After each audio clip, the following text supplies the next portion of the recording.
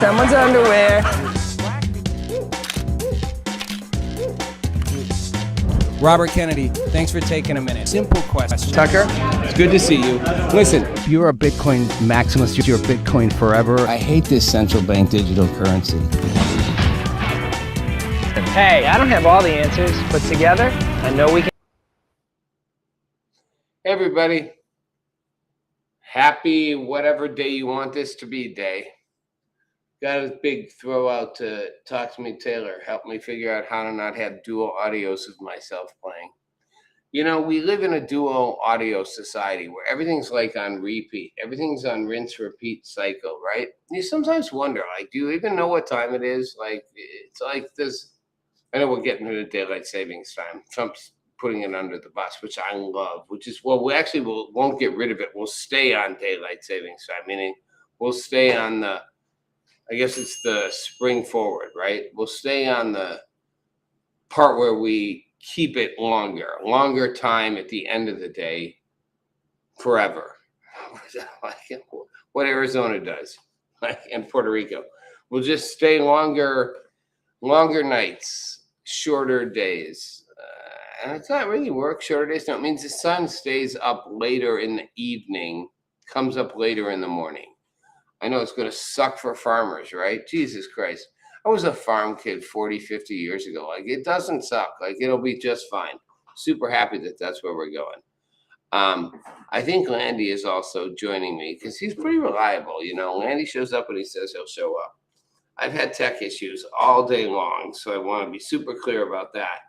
That if my phone or my computer or my internet or my lights or anything dies, blame the tech gods for it. I wish Talk to Me Taylor was here to join me right now.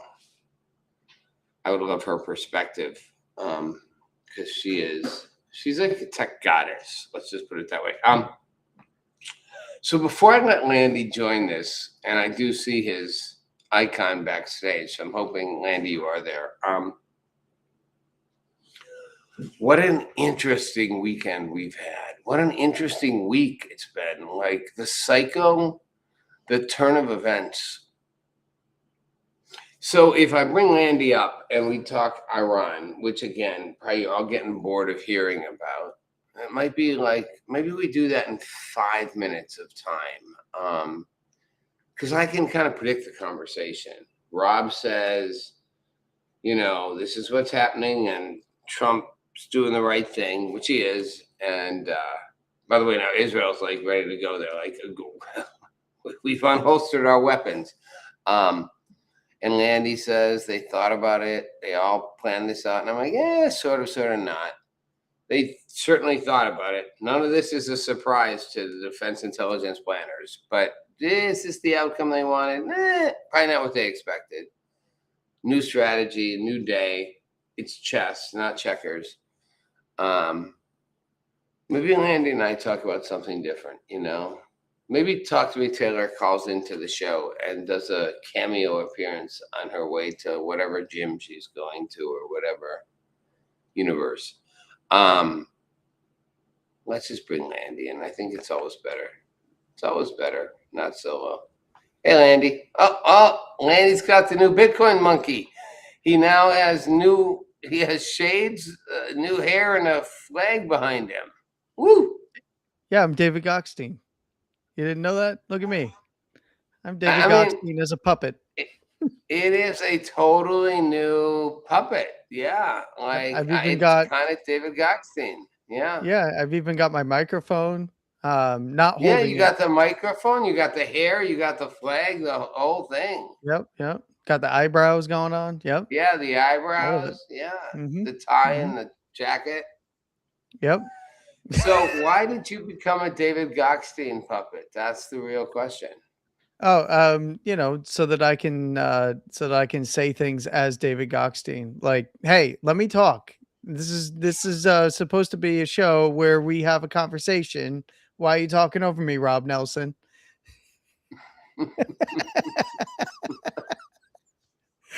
Just having a little bit of fun with David. All right. We'll switch back to the normal Landy puppet. No, I'm tired of the normal puppet. I like variations. Maybe there's another I've variation got that's not. I've got many variations back here. I can eat some Oh, now see, I crayons. like that one. I Yep, like that one a lot. I can Still also a cry. Bitcoin puppet. I'm upset. The upset puppet. Mhm.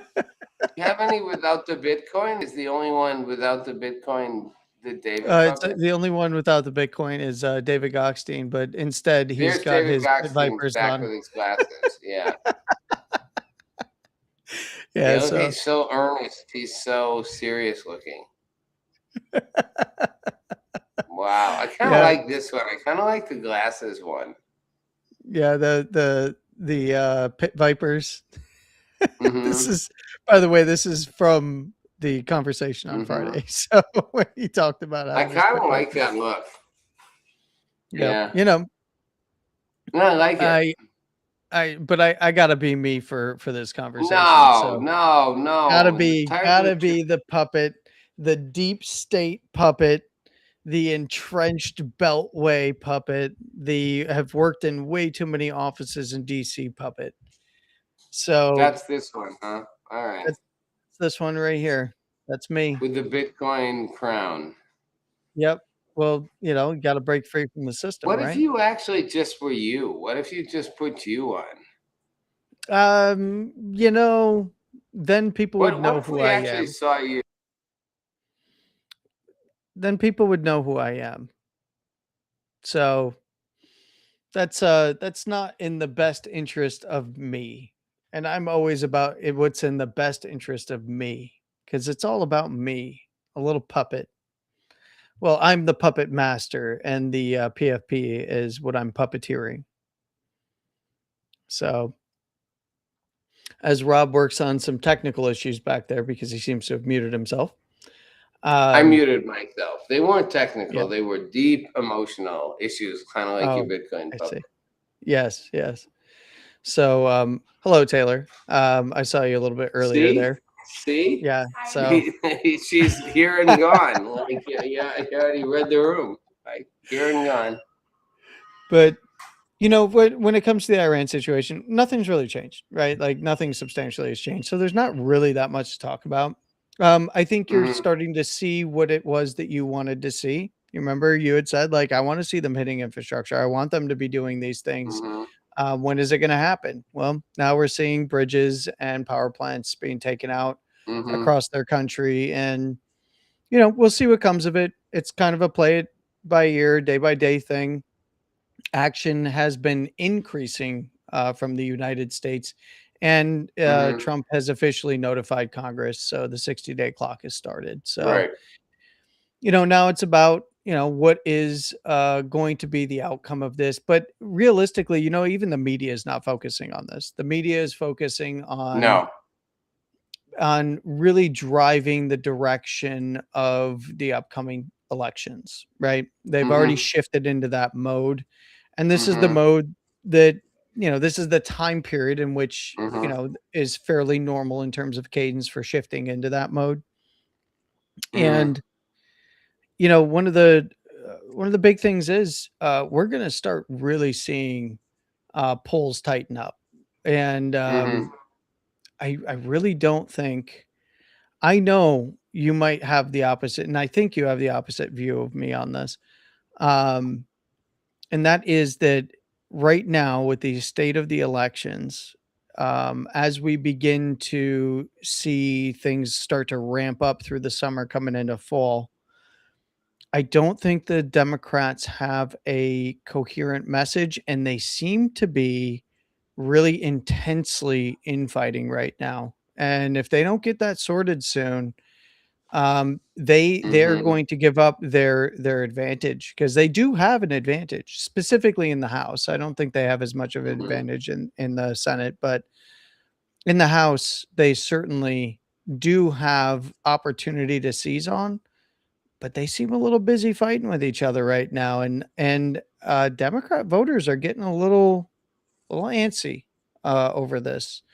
In particular, you know, many of them are highlighting folks like Hassan, Right. not being, they don't want this particular faction of the Democrat Socialists of America to rise Right. within their party. They don't want a Right. pathway for them. And I I'm agree. curious what your read is on that, because it seems to be like they're ready to fight back. Oh, hey, there's two of me.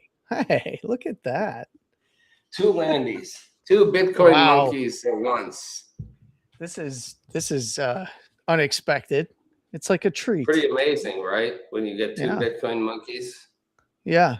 Yeah. I mean, This is look, because I'm addressing a small technical issue, so I decided to let the audience have two Landys instead of one. yeah, a Why? little dose of double landy. You can't have Why too much. deprive them of the full experience? You know, it's like Yeah. I'll bring myself back on in a second. Here we go. I tried to bring myself back on. There we go. So I'm not sure, to be honest. I do think the Democratic Party is in an absolute internal meltdown. I think it's imploding on itself in some ways. I think the rise of the far left side of the party, Landy, is a lot more meaningful than some people might think. I think it is an absolute response to the failures. I mean, it's interesting, right? The new prime minister in Britain today, right? Like, what? He's the seventh prime minister in like 10 years or less, like 10 years. Yeah. Basically came out and said, we have failed. We have miserably failed. Like, he's like, we have not addressed the needs of the populace. We have not done a good job. It wasn't your typical, like, we're going to make America great again speech. We're going to make Britain great again. It was really kind of like, we have really, really fucked up as a government, as a country. Like, he's like, we need to go a whole new direction here. Like, we need to fix shit. You guys aren't happy. I get it. You're mad at government. I get it. You think we've gone the wrong way. You think we've done the wrong things. I get it. Like, we have failed you as a population, and we have to do better, all of us. And it starts right now with me. Now, how long he lasts, I don't know. But I thought it was such an interesting moment of, like, it wasn't kind of like, we'll do better than they did. It was sort of like, we have really fucked this shit up. And I think that reflects an honest sentiment that people have. And I think that's happening here in this country, where people are like, we are really tired of all of you. We really are just sick and fucking tired of you. You've screwed our country up. Enough of you promising to do better than the other party. You all suck, and we're done. And I think that's opened this massive window for this far left group, which really isn't what necessarily people want. It's just like a new voice that's finally saying, we'll give you what you want. Will it work? Doubt it, but that's okay.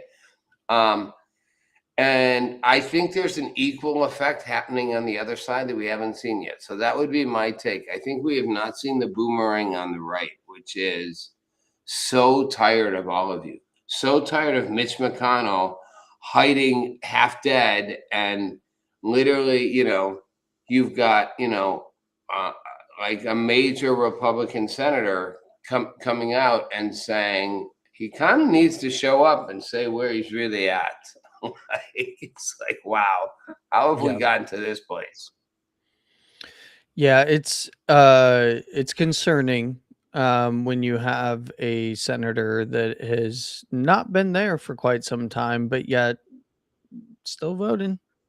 Still voting. Still voting, I Yep. guess. I mean, Yeah. remote voting, you do it from your phone? Like, It's no. You do it via your handler. And I highly doubt that he's of sound mind. He hasn't been for many years. For a very long time. right, For a very, very long right, time, he hasn't been of sound right. mind.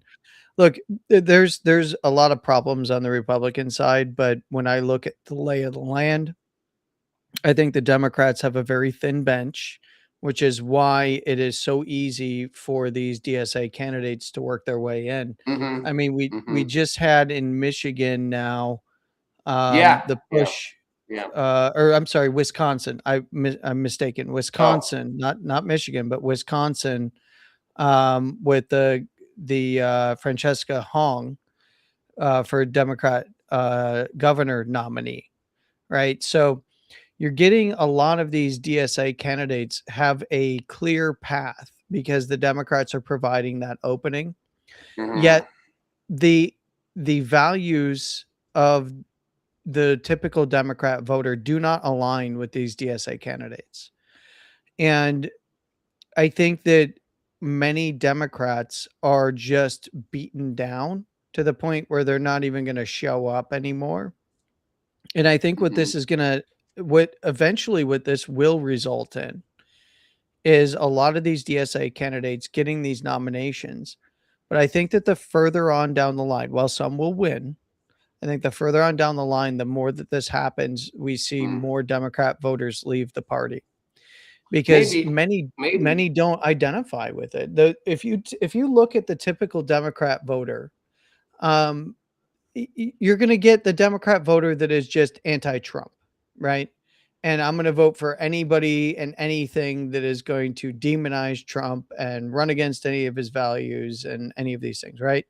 But then you have the normal Democrat voter. They might not like Trump. They might not like the Republicans, but they also understand that this is not the path that they want to see their party go.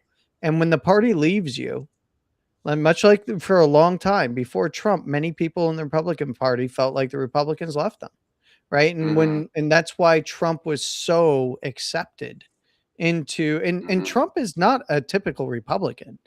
And I've said hmm, this many times that he is more of a Democrat than a Republican. And you can see it in his policies. And you can hmm, see it in what Democrats used to be.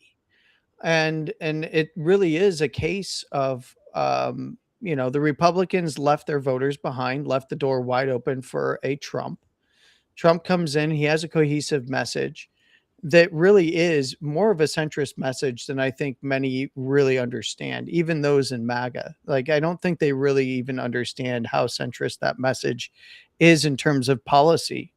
Now, in terms of personality, a little bit different, right? But in reality, if you're hmm. an old school Democrat, you probably moved over with Trump and became MAGA. I mean, and we're probably going to see more disaffected voters out of the Democrat Party than ever before. Republicans are legitimately upset with the Republican Party, but because MAGA has such a foothold there that it can influence where the Republican Party goes in the future, that's not Hmm. the same as the Democrats can right now Yeah. with the So I think rise of that's the a really DSA. good distinction. I think that's a really valid distinction about what's going on. Both parties are fractured, right? Both Yes. parties are having internal schisms and externally they are falling apart. I think that's a really interesting distinction you make, that the difference in what's actually falling apart inside the parties is different. The Democratic Party is, if you're a traditional Democrat, you are facing the Bill Maher complex. You are literally going, I don't know who this party is anymore. I don't identify with it and I don't want to. Like, I'm not saying I'm a Republican here, but I certainly ain't them. That's what you're describing for the Democrats. The Republican Party, it's slightly different. I think The diff there is a Yeah. super huge disillusionment going on inside there. I think there's also a sense that, just again, that Donald Trump said he was going to be one thing and hasn't shown up as the America First president in the way most voters thought he would. But I think that's a very different shift than what's happening on the Democrat side, where people literally are like, I don't know who these people are. Like, I don't know. Seriously, I don't fucking know Yeah. what this is. What To that alien just extent, inhabited my party? yeah, to that extent, one of the biggest things, though, I think that really does differentiate the two parties is that the Democrats demand adherence to the agenda, no matter what that agenda is. Mm-hmm. Good, bad, Mm-hmm. indifferent, doesn't matter. You're going to go this way with us or you're Mm-hmm. out, kind of a thing. Mm-hmm. and the Republicans don't. And that's where I think that you're going to actually see a lot of Democrat crossover because Mm. they're going to try. And what's happened in the You might be right Republican about Party. that. You might be right. That might be what happens. Well, here's the big thing is that in the Republican Party, what they are trying to do is you have the Republicans and then you have the MAGA wing, which is Hmm. really you have the essentially the Republicans were the uniparty guys of old, Right. Right. battling it out with the MAGA wing, but they both share more values than they differ on. Whereas I'm not in sure if that's true, Andy. That's the only thing I'm not sure of. When you say they share more values than they don't, I'm they not. do, I mean, they listen, I've just heard this have same argument. Hold on. I've heard this same argument on the left where it's like, well, we share more common with Graham Plattner than we don't. And now the new Graham mm, Plattner replacement guy. It's like, yeah, but do you really? Do you really share more values? Yeah. Yeah, we kind of most of agree them on are most social. everything. We agree with Mondami on most everything. I mean, other than 80% of what he says, but no, we're kind of more aligned. I'm like, are you really more aligned than you think? Like, I wonder on the same on the Republican side. Are they Yeah, I really no, sharing more than they don't? Because I think they they don't share as I much think as they you're suggesting. here's where I'd like to You draw the understand what distinction. I'm asking, though, right? And you've Yes, heard the yeah, left say the same thing. Well, we got a lot more in common than we don't. I'm like, that's what's not the true on Venn the left. diagram? What's Kamala Harris's Venn diagram? You hate Trump? Is that what you have in common? That little hate Trump That's window? about Is it that over the there. common part When here? it comes to policy, they really don't have a lot in common, to be quite honest, on in the Democrat Party, and the DSA. They don't. They really don't have a lot in common, when it comes to policy. They have a lot in common when it comes to certain social issues, and their unification is Trump bad, right? But Right. on the in the Republican Trump bad, Party, orange man, just like your Bitcoin hat. yeah, exactly. Trump Well, orange man. here's the here's the dichotomy on in the Republican Party is that many are aligned on policy and social issues. The problem is that the infighting happens with the path to get there and what to prioritize first.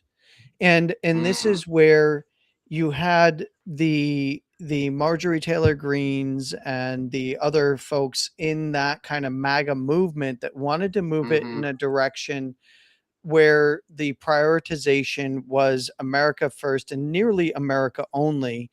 mm-hmm, When Trump tried to tell them, look, it can't be America only. It has to be America's interests first for America first. And that message was not received well by those folks. It wasn't that she substantially or those folks substantially disagree with the overarching policies being proposed. There are a few mm-hmm, things, obviously, that they disagreed mm-hmm, with in terms of priority of those policies and mm-hmm, the means in which to meet those mm-hmm. objectives.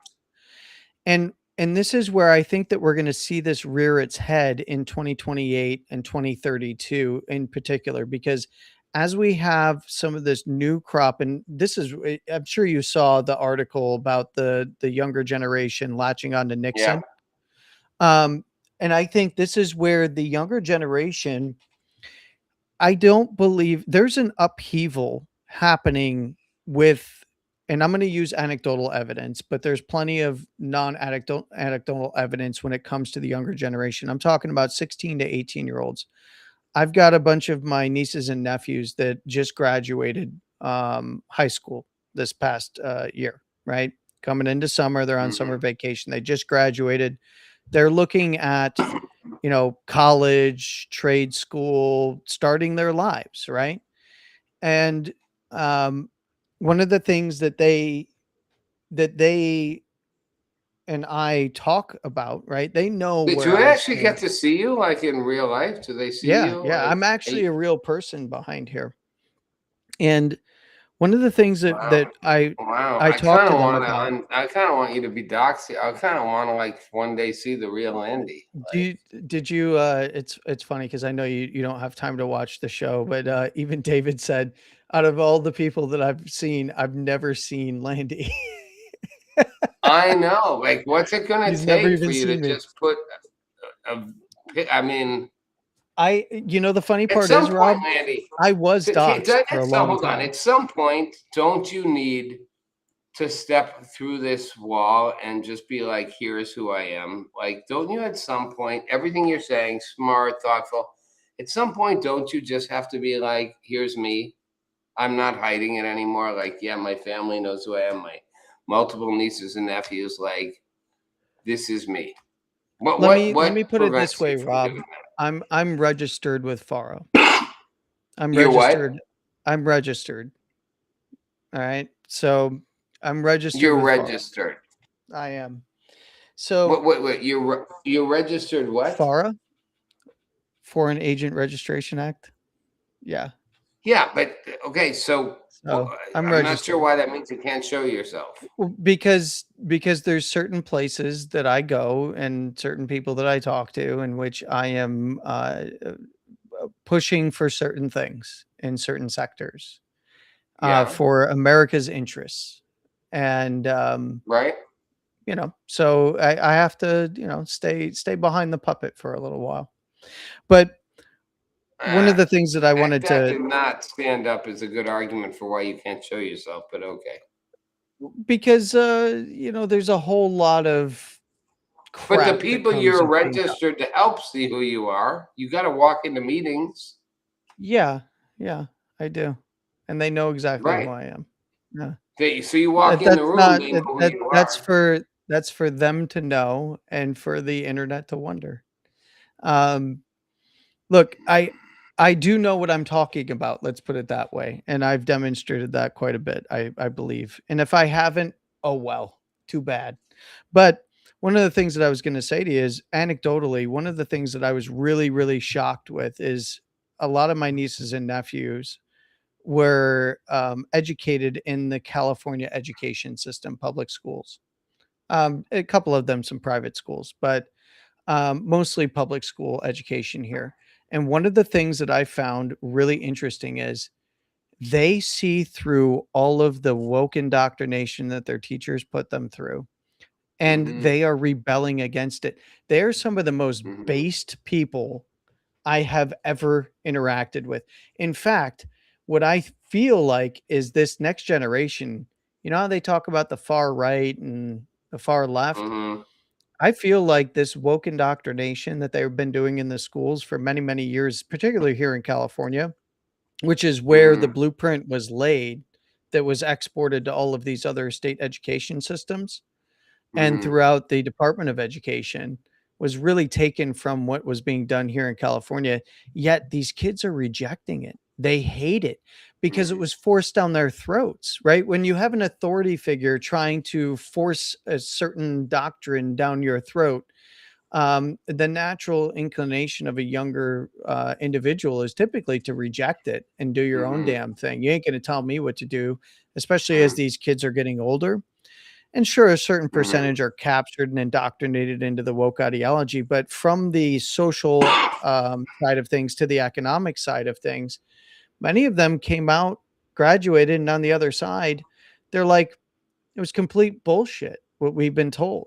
Mm-hmm. And I found it very interesting because these are the same, not necessarily my nieces and nephews. They don't and haven't researched a lot about political history of Nixon, but that's the kind of uprising in terms of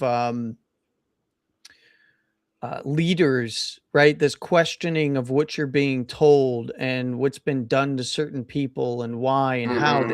that starts the wheels turning Mm-hmm. for a political revolution. And I think that a lot of them are going to end up on the Republican side of the aisle before all is said and done. And I think part of that inflection point was, Charlie Kirk, although he might be gone, he lives on in clips on TikTok and YouTube and Mm-hmm. X on a consistent basis, no matter where you go. And one of the things, I had one of my nephews told me, he's like, "Look, I used to think that I was supposed to hate the guy, but the more I started listening and like even the Mm-hmm. people who were trying to attack him, like they do, the Mm-hmm. reels on Instagram or TikTok trying to attack him, and then clipping out a Mm-hmm. portion of what he said. But even what he said wasn't that bad. Like, what is he Right. like? Why are they attacking him so hard?" And it's interesting that the left wanted him gone so badly. And here, even a year past his passing, past his death, he has And still had an outsized effect on some of these younger kids coming yeah, right I out of high agree with school. you. I agree. Absolutely agree. So two questions. One, do you talk this long to your nieces and nephews? No, I listen. I save the talking for social media. Uh-huh. Just curious. You do talk a long time. David's not wrong about that. That said, doesn't mean what you're saying isn't super insightful. It's like Mark Levin's show, like, Mark Levine, whatever. Like, Life, Liberty, Levine. Is it Levine or Levin? Levin? It's Levin or whatever, but he also went off Whatever. the Like deep he end. talks forever, and then when goes on Sean Hannity just lets him talk for like 5 minutes. It's like, okay, go. You're a little like that. Like you just talk for a long, long time, which should not be confused with not saying really interesting, thoughtful things, right? So I want to acknowledge that there's a lot of insight in what you're saying underneath. Sometimes our attention spans are shorter. Um, and we get lost in the sauce of it all. But I think it's interesting. You're kind of giving a generational takeaway for. I do think the next generation, let's call them people that are anywhere from 14 to 23 or whatever, are going to have a very different political outcome than we see happening. I don't know where they land on the Republican side of the ticket.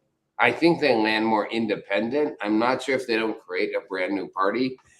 I'm pretty sure a lot of them, sadly, are going to align on the extreme left side of the Democrat ticket, which again, I'm not sad to see it because I fundamentally hate people who are like on the left. I just think it's a train wreck fucking destination. I just think you're not going to be happy with where this train takes you. Like you're going to be sorely disappointed. My thought would be, Landy, that 15, 20 years from now, they all move to the right. They are so Yep. disillusioned by what they saw happen with this Mandami version of politics that they become uber conservative in their 40s. That's my gut instinct. Could be wrong. But I think that's where they head. I was But a disaffected little that's liberal not at now, one point in my life. I was I right? was. Right? Right? I was Who I was knew a New Landy York would be this Democrat. effective liberal? I was a New York Democrat. I literally worked on Chuck Schumer's campaign for Mm-hmm. Congress back in the late 90s, right? Like No, they I get it. recruited me right out of high school. So And now look at you. now look at me. Can't stand Chuck Schumer. Now you're But a hard also right Bitcoin puppet. well, not necessarily. Well, maybe not far right, but definitely a hardliner in terms of being on the Yeah, right, yeah. in terms of conservative values. You're definitely. But I get it. I'm not but that different. I you I got to was out there remember, for Planned. I was out there protesting for abortion rights and every Democratic cause there was, and actually worked to raise money for Democratic candidates for a pretty at the time high profile DC fundraising group, raising a lot of money for Democratic candidates for the House, the Senate, for some, big left of center nonprofits, Planned Parenthood, Greenpeace, um, like definitely on the left side of the ledger. And again, I'm not as far right as you or David, and I'm certainly not wearing a MAGA hat, but I went well, totally from here, here to here, like absolutely but happened. you have to remember this. Chuck Schumer wasn't a complete nutcase at the time, back in I the know. late 90s. I He know. was I know. I know. These were, now granted, I look back and I understand that even now, knowing what I know now with life experience and building businesses and working directly with the government, working in the private sector, working in the educational sector, Mhm. and having some worldly experience, I now know that I wouldn't agree with those policies now, but I also wouldn't be so staunchly against the things that he used to say, right? Like, Mhm. he used to be for protecting the worker and the working class by not having Right. illegals in the country, right? Like, Right. you know, having, a system in which we weren't being crushed by taxes. Like, all of Mhm. these things, like, they used to literally everything flipped. Like, Mhm. I didn't really change my value set. I have Mhm. with time and education and life experience, but realistically, the value set that many people, especially those that follow in Trump's footsteps, or I don't know, coattail ride him, these aren't substantially different from what a Chuck Schumer was saying in the late 90s, right? Mhm. There are larger differences, but they are not substantially different in terms of their goals for policy. And I just don't, where I've changed the most is in social issues, as a Mhm. parent, especially, right? That's where I've changed the Mhm. most. Having So, kids changed me, right? yeah. Typically does. I mean, so it's interesting you say that, and I want to ultimately I'm going to wind our way back to Iran for a couple minutes, but because I can't not talk about Iran. I think though, Landy, there's something about what you're saying that is so true, and something that I think also might miss an underlying truth of that, which is, and I think you just said it. You're like, as a parent, I shifted. Um, there's a whole joke, right? You start liberal and you move conservative, right? And we've all seen that happen, right? I remember Roger Ailes, Mhm. telling me at Fox News when he first gave me a show, he's like, you know what, Rob? He's like, 10 years from now, you're, he's like, you're crazy. All your fucking stupid liberal ideas, love you, but you're gonna grow up one day and realize how fucked up those are. Mhm. And he wasn't completely wrong. Like, when I did my show on Fox News, I was technically way more liberal, quote unquote, than I am now, right? And I kind of like you moved, my view shifted. Now you can say, well, I was just a Chuck Schumer Democrat back in the day, and people always say the party moved, I didn't. That's sort of true and sort of not true. It's like, I think the reality is that age, time, maturity move most people to a more conservative framework, just in general. Or they remain diehard hippies. Like, it's one of the two things will happen. You Yeah. move to a more mature, slightly more conservative framework of how you saw the world. Or you are literally a diehard hippie into your 80s, like, and nothing changes. So when people say, the party moves I did. And I'm like, no, actually, you moved too. You moved to a more conservative view of life. Now, again, when the party in the Democratic Party's case is going like off the chart socialism, that's a really easy move to make. It's like, just take one step. Yeah. But I see it with most people, right? We all can acknowledge, I am more technically conservative than I was 25 years ago. Am I a diehard? Am I a Trumpite? No, I'm not. I don't actually buy the hate Trump or the love Trump. I'm kind of like, no. I think what he does is great. I think, to be honest, Landy, I'm disgusted at how he has profited off the presidency. I'm really offended that he has like used the presidency to simply enrich himself financially. And In what if ways? you're an originalist, George Washington would roll over in his grave at the thought of doing that. George Washington was like, I will not profit from this. I will not benefit from this. In fact, George Washington lost money being president. Like, it's like, and I'm not defending George Washington like he's some fucking amazing human being, but he kind of had a sense of like, I can't use this for profit. And I don't care that Trump's made money in crypto or whatever, but the guy literally shills his name on everything. It's like, let me make it the Trump coin, the Trump this, the Trump Bible, the Trump everything. And I'm just like, Jesus Christ, fucking just wait till you're not president. That said, Landy, the other presidents just did it as soon as they left office. Like Obama made a fortune the minute he walked out the door. It's like, so it's sort of like 6 1, half dozen of the other. Like you profited off the presidency. Not literally while you were there, but the second you walked out the door. Like, so Biden profited you're not the a whole lot entire better. time. His family profited the entire time. Most Congress people profit the entire time. I really don't. It's like the crypto stuff doesn't hit home with me at all in that respect, because the profits that the Trump organization pulled from that were all based on the volume. They didn't sell the token to make profits. Yeah, I They agree with you.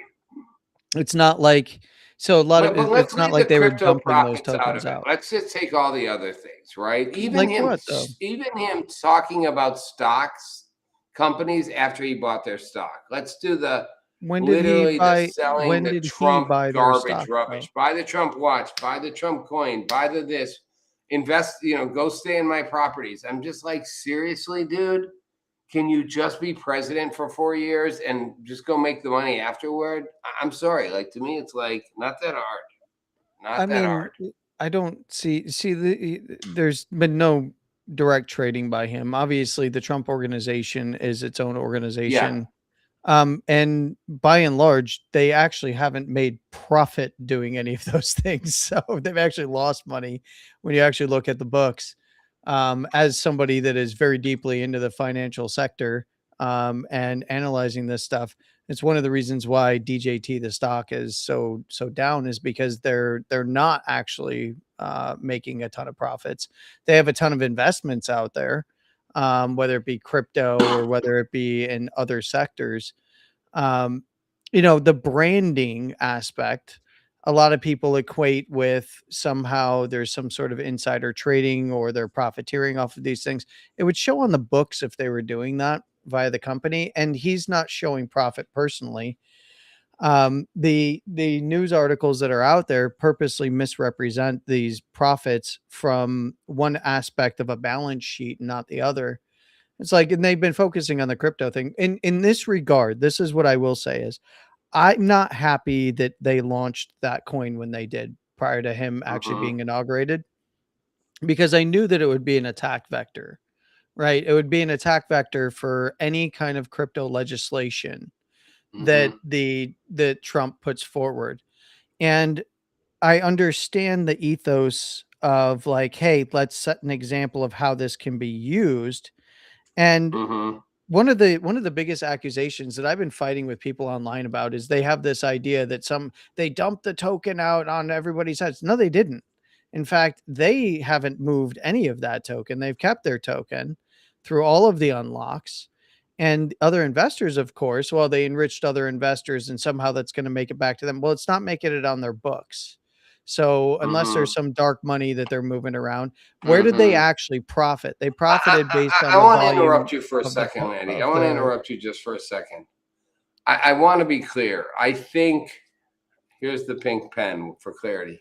David would love the pink pen. You're not wrong in saying you can't literally tie exact numbers to it, but come on, Landy. At some level, There's no you come know, on, because no, then you're no. couching it Hold in on. an argument that doesn't make sense.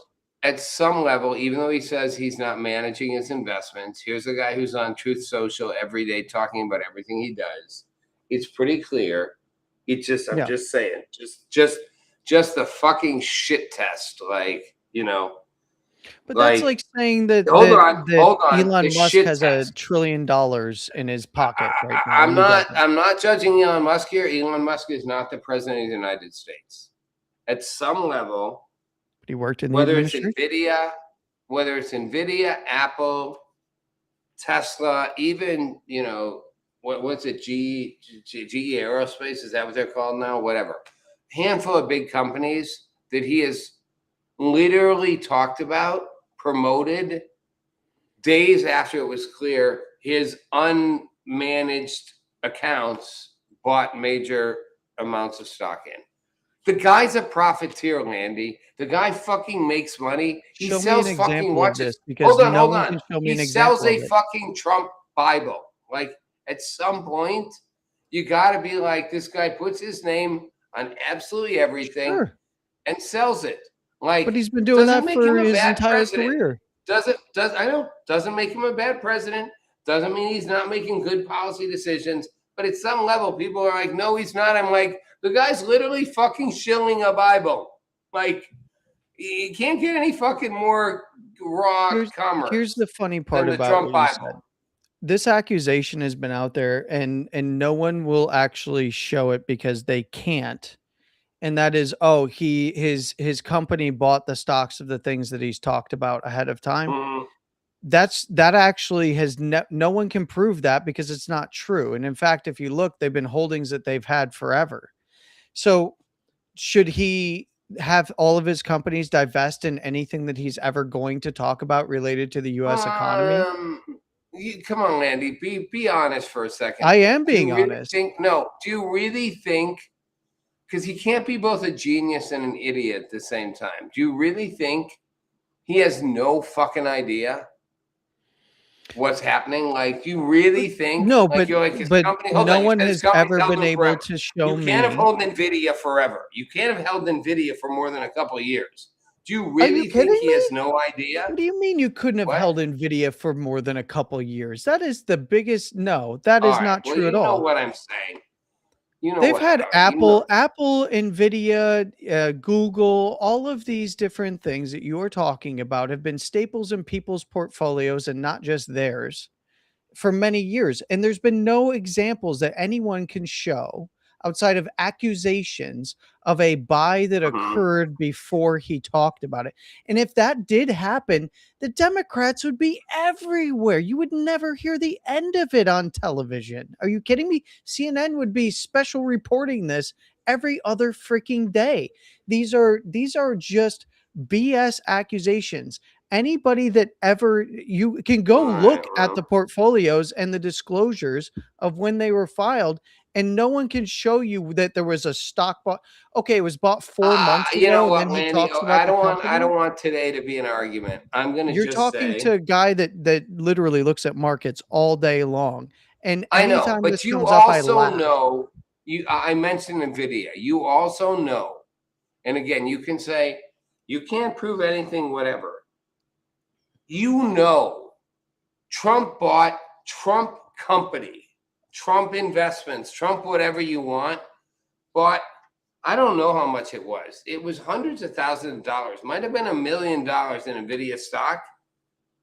Like a week before the Commerce Department approved them selling chips to China. Like, you can't pretend he wasn't aware those two things were happening. I'm sorry. He's not a dumb guy. Like, he knows No, it what wasn't a week before. one It hand is was doing, the 3 other's months doing. before. The disclosures came out a week before.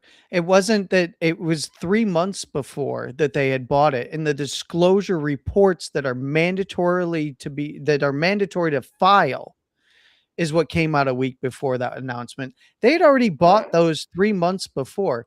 And see, this is Yeah. where Well, facts actually do matter, yeah, because you know this what is Biden where did? actually, Biden's portfolio managers bought for the Biden family the same thing before the yeah, CHIPS Act. I Like know. it, but it was Listen, people tried to accuse I'm, him. This is me defending uh, Biden. People tried to accuse him of profiteering off of these sanctions and how it was going to raise prices of everything. Meanwhile, they had bought it. Their disclosures came out at the same time because of when the announcement was. They had uh, already owned those stocks way before then, and that was Biden. And I'm defending listen, Biden. I can't I believe know. I'm defending Biden. He didn't I'm even not going to know. defend any of them. I'm not going to defend any of them. I'm not There's going no to way defend he the knew, by the Obamas. way. He didn't even I'm know he not was going to president. defend. I'm not going to defend the Bidens. I will not defend Trump on this. You can. I will say no one has done it as blatantly as Lyndon Johnson, where he literally put his foot on the neck of the FCC around, the Austin stations and licensing. Nixon was a That crook. Nixon. Well, But no. no, I Johnson don't want to definitely. go I'll into it. agree You're going with to you. defend every Republican. They've No, all no, been no, no. crooks one way or another. Like they Well, all made money. no, I disagree. I don't think they've all been crooks one way or another. I think Well, that there they is all always abused their going to power. be when you've attained that level of power and access, there is no way if you are invested in any markets to not have somebody accuse you of something. Now, Lyndon B. Johnson, you brought up, I actually agree with you on that because of the way that he did, like you said, he put his foot on the neck of the SEC. That's a little bit blatant. Um, they're actually the only real blatant profiteering that I've seen has come out of Congress. That's been It's the really okay. blatant We don't stuff. have time, Landy. We don't have time. I mean, honestly, I'm going to encourage any of the handful of people listening. Trump bought what was it, $2 million of Nvidia stock a week before the Meta deal got announced with China. Like happenstance. It was February. Happenstance that you bought millions of dollars of stock in a company that 2 weeks later made a major deal with China. You didn't know that was happening? It's total bullshit, Landy. Of course he knew it was happening. Of course he knew that was going to happen. And he bought stock first, just like Nancy Pelosi. They all fucking buy shit. You know what? I will absolutely give, the late senator, I will. Lindsey Graham. Yeah, I was about to say Chuck Grassley, but he's still alive and kicking. Yes. I will give Lindsey Graham credit that he literally was I think they estimated his net worth at his death was like a little over $1 million or whatever. Like he never invested, profited. Like I think the guy really had a deep ethical streak in him. That's like, I won't do this. Sucks that it's like him and the Charlie Kirks, like the good guys get thrown under the bus. Like it's sort of like, you get thrown under the bus. Like actually you had a lot of ethics. You had a lot of sense of integrity. Charlie Kirk the same. Like it's always struck me like how much people are like, he was a fucking racist. Da, da, da. I'm like, do you ever actually listen to him talk to a racist where he's like, get off my fucking stage. You're a fucking ignorant idiot. I don't care what party you're part of. I don't subscribe to that way of thinking. And you know what happens to the Charlie Kirks? Somebody shoots you, right? That's the sad reality of the world we live in. The true, thoughtful people often get eliminated one way or the other. Not suggesting there was a conspiracy to kill Charlie Kirk, but just suggesting that, it's easy to rewrite people's history. And I get it. It's easy to write Donald Trump's history different as well. It's so politicized, but come on, Andy. The guy's not anything close to a saint. He makes money on it. I didn't say you said it. I'm just saying he wasn't. He's clearly how can I? He puts his name on every single thing he can. You know what? He'd call it the Trump White House if he could. I mean, go ahead. What? I don't care. What? I said, go ahead. I don't care.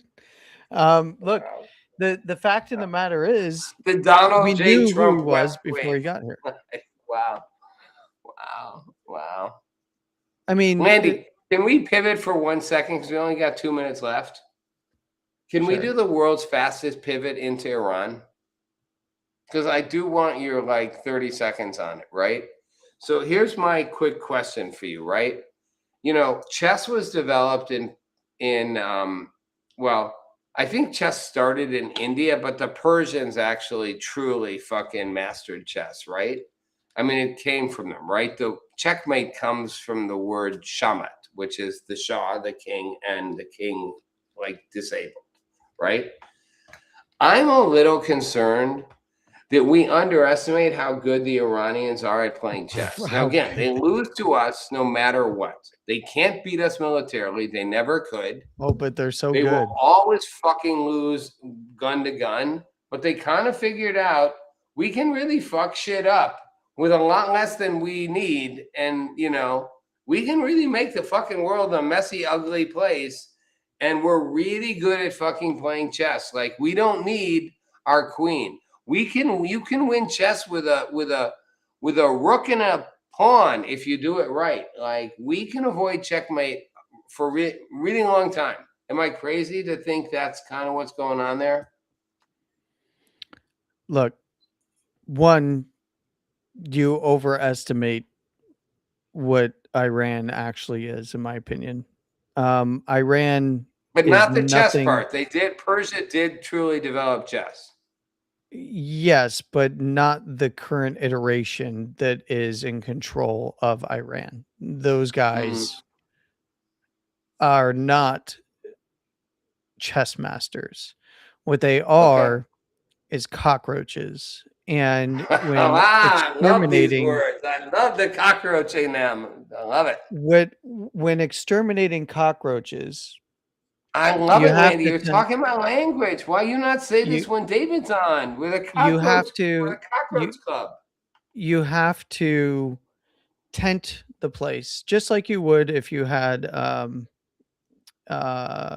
if you had an infestation of any sort, I want right? to You be got clear. black You are mold. not suggesting tenting all the people in Iran. You are suggesting tenting this dysfunctional, hyper fucking violent extremist leadership. Yeah, well, I mean, You're not you have suggesting like to. Iranians should be tented. They're all cockroaches. You're being really clear. Like, No, there's a the difference in leadership of this the regime Persian is a bunch of people. cockroaches. The Persian people in Iran have already been put down, Mm-hmm. unfortunately. On multiple occasions, the Mm-hmm. Mm-hmm. IRGC as a regime, Yep. Yep. along with portions of the Artesh, but Mm-hmm. mostly the Artesh stayed out of it. Um, the Basij and the IRGC have put down any type of Mm-hmm. uprising that could have Mm-hmm. possibly occurred. So there are a lot of people in Iran that are under the foot of this regime that want Mm-hmm. out. Mm-hmm. And as it stands right now, there is and always would have been, no matter what the circumstances, a humanitarian disaster. Mm-hmm. Whether it be the United States doesn't strike the IRGC or whether we did, right? It was already a human rights disaster when they killed, 50,000, 40 to 50,000 people earlier this year, Mm-hmm. Mm-hmm. right? And unfortunately, the IRGC has been able to stay afloat because of the way that the command and control infrastructure was built. Mm-hmm. But these are not geniuses. These are not they've been reduced to nothing more than a pest, right? That's what they are. That they're nothing more than a pest. They've been completely neutered. Now, the problem is neutering and eliminating are two different things. You can neuter the regime and their capabilities, but just because you neuter them doesn't mean that you get rid of the ideology or the aspirations for destruction.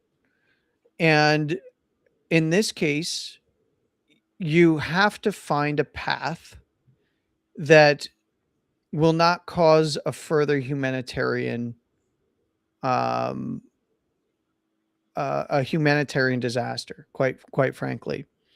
And it's something that I think that the administration is has been opening the door for. If there are any that want to um, reject the way that things currently are within that regime, within the current regime's Mm-hmm. infrastructure, then we'll keep the door open for you, but we're going to keep Mm-hmm. pounding the ever loving crap out of you until you either take that or Mm-hmm. be eliminated. And Yeah. that's in an Well. effort, in my opinion, that's not because, and let me be very clear. I think that if I don't think that we ever will put boots on the ground, But even if we did put boots on the ground, the humanitarian disaster portion doesn't go away. Yeah. And then how do you I, manage that? Because then yeah. anybody who does I, believe that ideology can just escape the country to Europe or the I United want States. to, I know we're out of time, Landy. I want to say, I don't disagree with you. I hate this humanitarian side. I don't think our policy gives shit about the humanitarian side. I think it's a military reality. We don't want to put boots on the ground. And basically, look, 47 years ago, I said this, well, it wasn't 47 years, it was 87 when we, the whole thing with David last week when I was like, you know what happened when we sunk their Navy? I think they realized our greatest asset is to have this, like, call it the sub Navy, this like military ability that has nothing to do with big ships and big planes. So when President Trump was like, we sunk their Navy, we obliterated their Air Force. It's like, right. You didn't actually obliterate their ability to fucking shoot little shit into fucking commercial ships going through the Strait of Hormuz. You didn't actually eliminate their ability to shoot missiles at Kuwait, Saudi Arabia, even Jordan. You literally didn't take away their little power. And all Iran needed was to have their little power. Now we're going after it, right? The last 9 days, we are trying to decimate their ability to do that, right? To shoot shit at commercial ships in the Strait. But all that stuff was lined up on their little, on their little portal things, their little, I call them their dinghy boats, right? Like, that was their real threat. It always was. Like, they were never going to be able to, like, go head to head with anybody in the sea or in the air, but they can send their little fucking baby boats out and shoot shit at commercial ships and fucking cause havoc. That's always been my concern, that Iran's greatest strength isn't just being a pest. That's not a strength. That is a massive weakness, because the war of attrition is not going to work in their favor. Now, you might be right about that. You might be right about that. They only have so but much. They are able to be they a can pest. pop out of a you building. will acknowledge that. They can be a real pest. They can literally stop traffic in the Strait of Hormuz. Yeah, but they can cause massive disruptions. They can they hit a desalinization plant in Kuwait. They can literally disrupt shit. Yeah, left, they right, can and be center. terrorists. Yeah, they can be terrorists. And guess what happens if you start to disturb the population enough to where they have to get out because you're completely flattening everything there? Is now they just become more distributed, and the terrorism increases outside of that regional area. And it starts to work its way deeper into Europe, deeper into the United States and South America, and whatever other countries want to take on refugees, because they'll just mix in with the population. Their tactics are the same. And in fact, this is part of the problem that we've known about since GWAT, right? You got these guys that'll pop out of a residential building wearing civilian clothing. It's not like they're going to sit there and wear their uniform. They'll pop off a few grenades, a few rocket propelled grenades, and then pop right back into a building. And then we had guys, we had certain law and restrictions of war from commanders and from international courts and all this other crap, where you couldn't even fire back at them because there were so many civilians around. So they literally had free reign. It's the same thing that happens in Gaza, where these guys are in civilian clothing. They'll go into residential areas. They'll start firing off mortar rounds. Then they get hit, and the collateral damage is the people, because Israel doesn't care. The difference here is, who trained them all in those tactics? It was right out of Iran's playbook. This is nothing new. It's nothing that we didn't know about.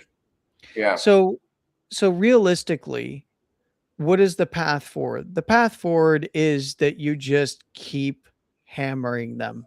Just keep hammering them.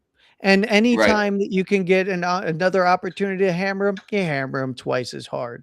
And then after a while, they will become so fractured that some of those commanders that do have some control over some drones in a cave somewhere are going to go, as soon as I pop out to do this, they're going to identify me and they're going to kill me. Right. I don't think I'm down with that Landy, anymore. I I don't disagree with you. And I know we have to go. I love these conversations. I doubt you will agree with me on this last point. I want to be super clear. And, we're not making fun of each other. And David's not here to call me a Kamala Harris white guy, but whatever.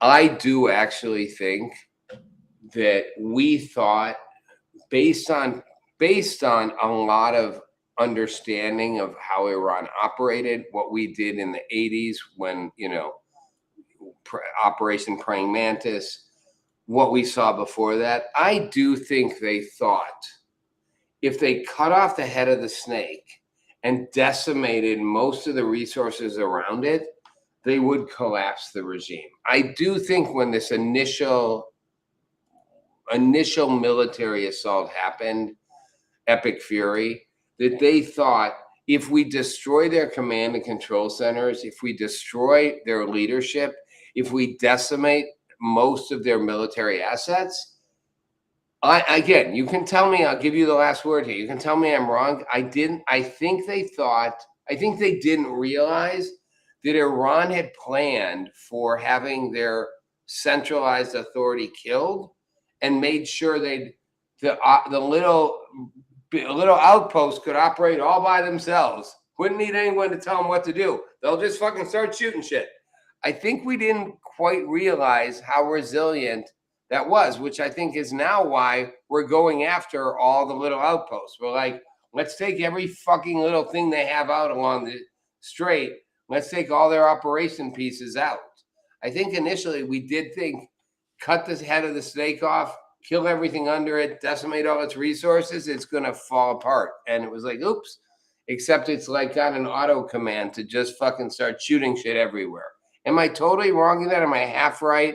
Am I a quarter right? I'm gonna tell you that, one, we've always known that. Okay.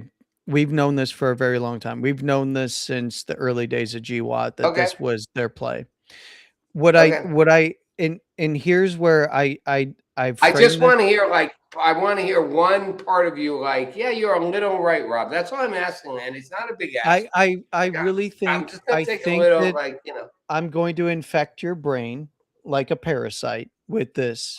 And that is that not only did we understand this, that not only was this planned for, but that we understood that, and I think what the reason why Epic Fury went the way it did, and we did not get, I think what this actual plan was for Epic Fury, and then the 60-day clock running out, and then getting to where we are now with a new 60-day clock.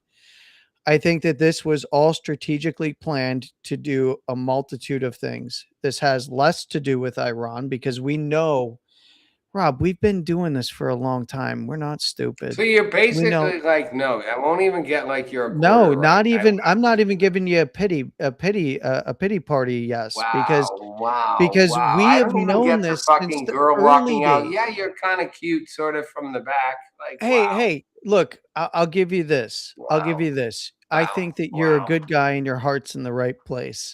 And I think that you want the right things. You're a really nice girl, I think that you want the right things, but maybe we're just destined for different people. No, look, but in reality, all right, Rob, Mandy, you know what? I'm a big boy. I can take it. I want everyone listening to acknowledge Mandy's basically said, it's a pity party. The best I'll give you is the worst you would give someone. But you know what, Landy? I'm going to just say, I think you're super smart and right. I think I'm not completely wrong that they miscalculated. They did not expect Iran to come back this way. They thought this would be over. The only reason Trump said this will only be a couple weeks is because they thought it would be a couple weeks. They didn't really realize it's actually going to be months. And I'm not saying they weren't prepared for that.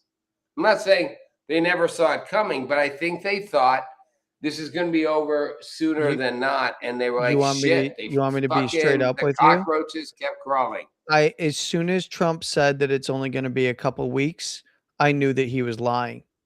And I know that he knew he was lying because okay. and here's why. Because Well, I he appreciate wanted that. At least you're willing to say he was lying versus he he knew the whole knew, time and just. and I 100% think that that was for the optics and only the optics, so that people would go, oh well, the Venezuela thing was so quick, hopefully this will be quick.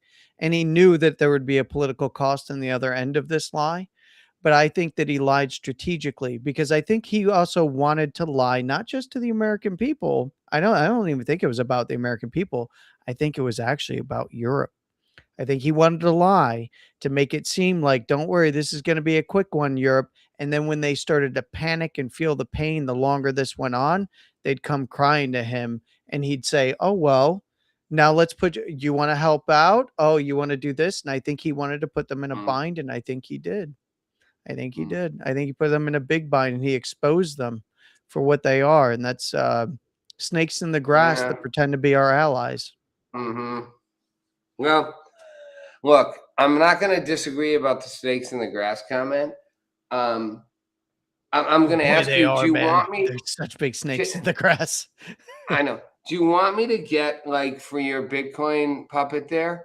Would you like me to get? Could we get like a Saint Trump thing with like a cross with Trump's face on it? We call it Saint Trump, and your No, Bitcoin no puppet wears blasphemy. it. No, no, no, no, no blasphemy. No, and he wears a Saint Trump thing, and it's like, Saint Trump really, foresaw this decades before it happened.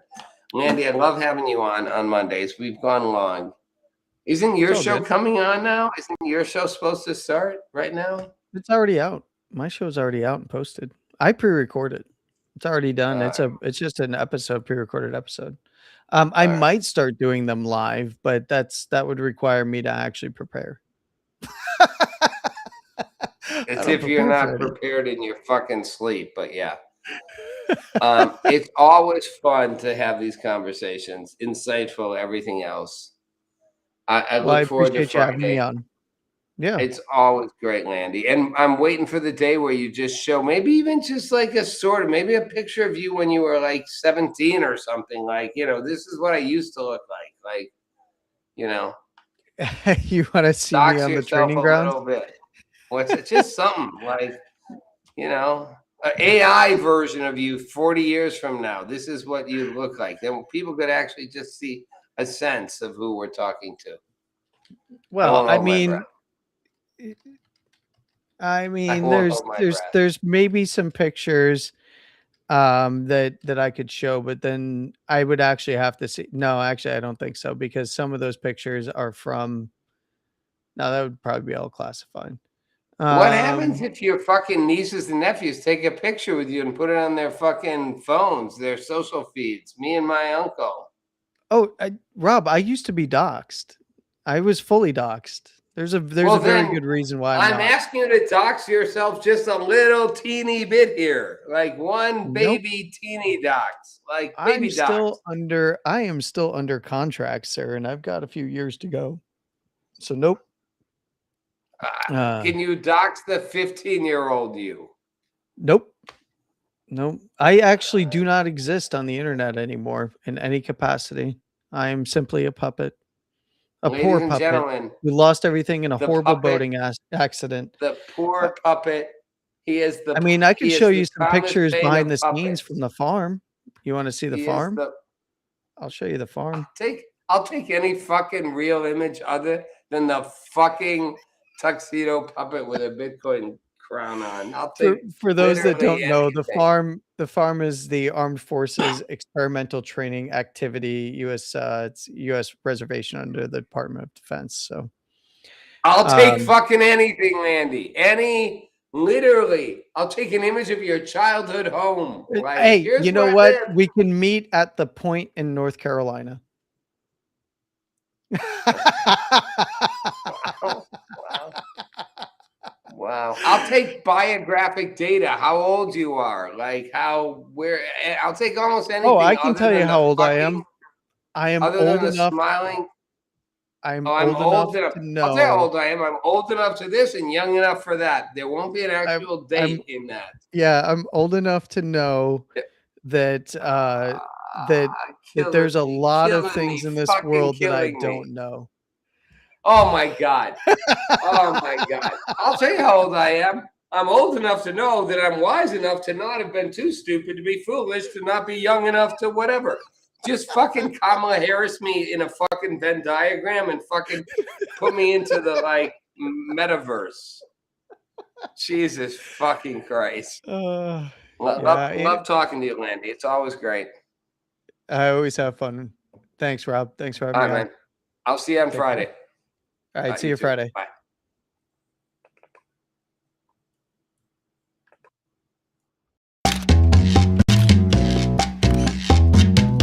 Meet Rob Nelson, talk show host. Because you got the 70s thing going there. I got someone's underwear. Robert Kennedy, thanks for taking a minute. Simple question. Tucker, it's good to see you. Listen,